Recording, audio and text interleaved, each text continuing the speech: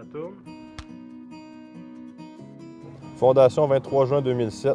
La mission de l'entreprise, c'est de créer de la bonne bière accessible, de haute qualité, puis qui est vraiment proche des gens.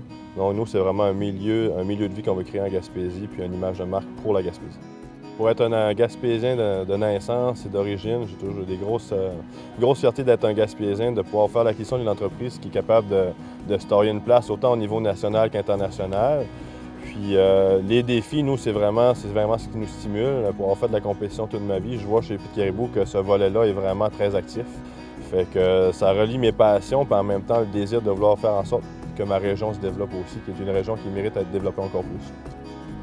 Ça a duré environ 7 mois, le temps de préparer la transaction puis d'annoncer qu'on achetait Pit Caribou. Ça s'est fait quand même très rapidement pour la grosseur de la transaction. Mais c'est vraiment sur un coup de téléphone que Vincent m'a dit « Crème, on essaye-tu pour en essayer ».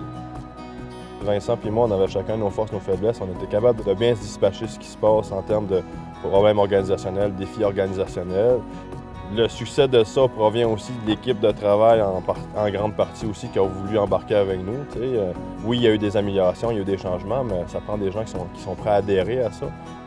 Quand on a acheté, les gens se disaient « Ah, c'est des gars qui sont juste à l'argent, c'est des gens d'affaires, ils vont tuer l'homme de Pit, ils vont juste faire de la bière de masse. » Par contre, avec le temps, on était capable de démontrer que non seulement on a conservé Pit, mais on a amélioré Pit en conservant son ADN. Puis je pense que c'est ça le gros fruit de notre réussite jusqu'à maintenant.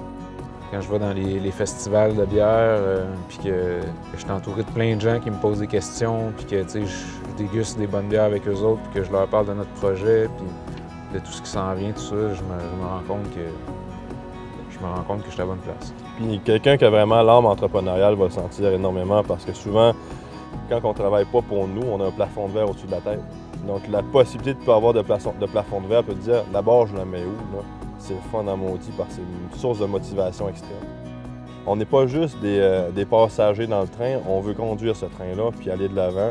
Puis prouver hors de tout doute à toutes les entreprises du Québec que c'est pas à Montréal, Québec, Sherbrooke ou Gatineau que ça se passe. Ça se passe aussi en région, puis on est capable de faire mieux qu'eux autres.